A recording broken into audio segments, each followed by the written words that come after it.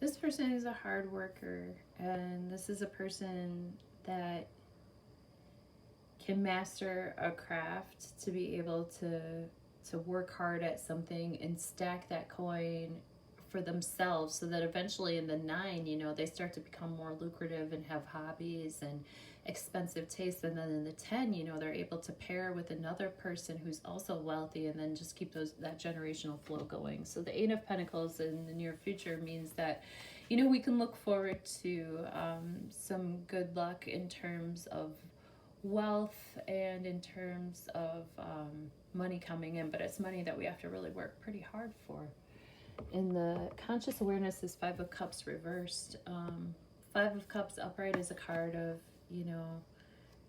I call this kind of like my Cry Me a River card. Like the 3 cups are spilled, the 2 cups are still left standing, and they know that they can turn around and grab those 2 cups and have a 2 of Cups moment, which is a beginning of a beautiful relationship. But right now they're sad about what had happened. They're sad about that getting kicked over and knocked over and spilled. And in the inverse, we have a situation to where we've had to literally turn our frown upside down and like let go of our own misery and wallowing, and again get to work.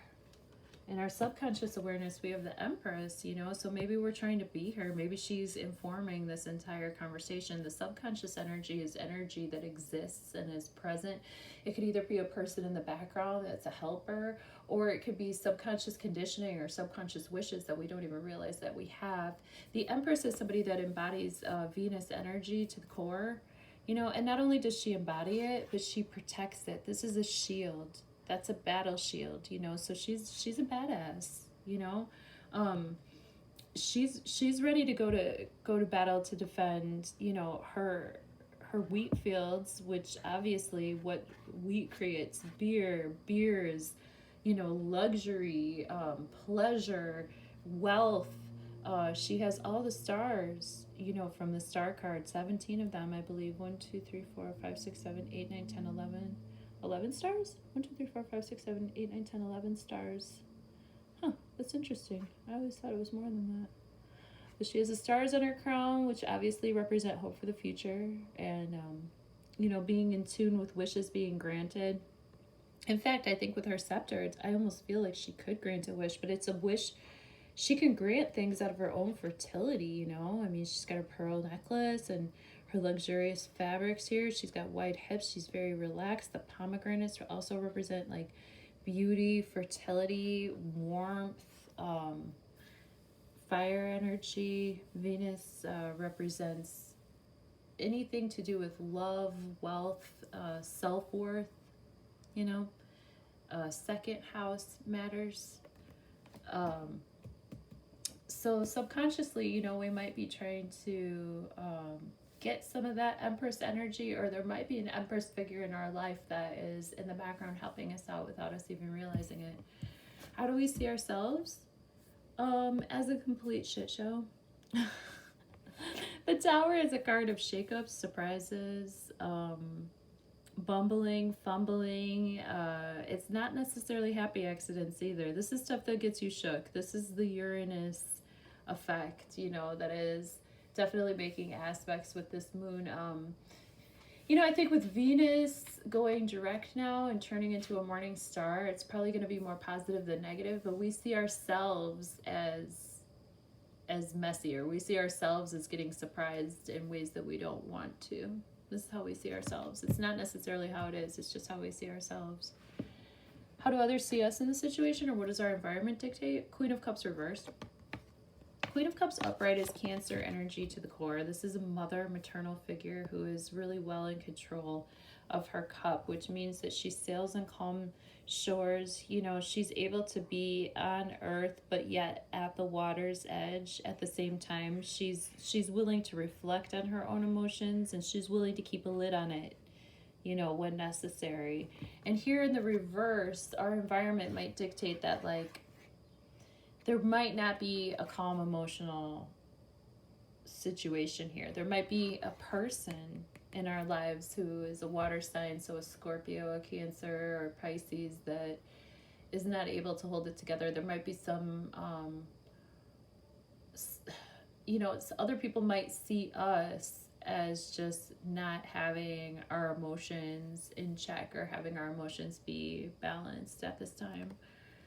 Our environment might dictate that too, you know. Our hopes and fears are Six of Pentacles reversed. Six of Pentacles upright is card of balance, especially in an earthly way, like we were talking about Pentacles being representative of earth. And, here we have someone wealthy, and here we have some people who are struggling. And this person is trying to bring balance to the scene, by giving some of what they have. They always say in a relationship, it's not always 50-50. Sometimes, somebody else is struggling, and you have to carry 75% while they carry their 25, or, maybe they have to carry, 47 and you have 53 or whatever. But, we're always trying to find this. Libra is very much concerned with how do we balance it out so everybody feels safe and comfortable. And as a hope and fear, we could hope that, like, we might be able to be in a position where we can give more or receive more. But we might fear that balance would be inequitable. And we have a legitimate fear of maybe taking more than we can give back, or we have a legitimate fear of asking for what we need. And, again, just like how we see ourselves, it's a hope and fear. It's not necessarily what it is, but we could hope for and fear for similar things, because sometimes when we get what we hoped for, it's scary, so that's why that position is called that. But the likely outcome is the Lovers. So this is a card of strong Gemini energy, and I always say it's a card of choosing that soulmate path. It's a card of choices, and that major choice is the choice to go with that soulmate path, whether that is integrating the divine masculine and feminine within yourself and just being your true Leo self in this world, which is blessed by the heavens right now, by the way, or uniting with another person and doing that walk together and climbing that mountain. I mean, there's a mountain, it's hard work, it's beautiful, and it's blessed, but it's hard work, and there's going to be fire and rain, but there's also going to be harvest, but there's going to be temptations, and there's going to be clouds, there's going to be sunshine, but there's going to be love. So we can look forward to love in our future. We can look forward to feeling a sense of soul, fertility, and oneness within our ego and within our soul. So that's pretty lovely. So, it looks like, we're leveling up. We're literally leveling up here, and I'm not just saying that to be clickbaity. That's what the cards are talking about. Well, thanks for hanging in there for part two. Catch me on esperanzavence.com. I'm going to start uploading more onto Instagram again, and on here, these short videos and stuff, and get after it. I just had like a really intense summer, physically, emotionally, and spiritually, man. We had a pretty significant death in my family, and also just this air quality, and I work outside, and I have felt just real taxed, man. But Venus is about to go direct. The air is cooling down a little bit, hopefully, and becoming more breathable, and everything like that should follow suit. So thanks for hanging out, and happy Leo new moon to you, and I'll see you in a couple of weeks when we talk about the Pisces full moon, which is going to be a blue moon. We have 2 full moons in August.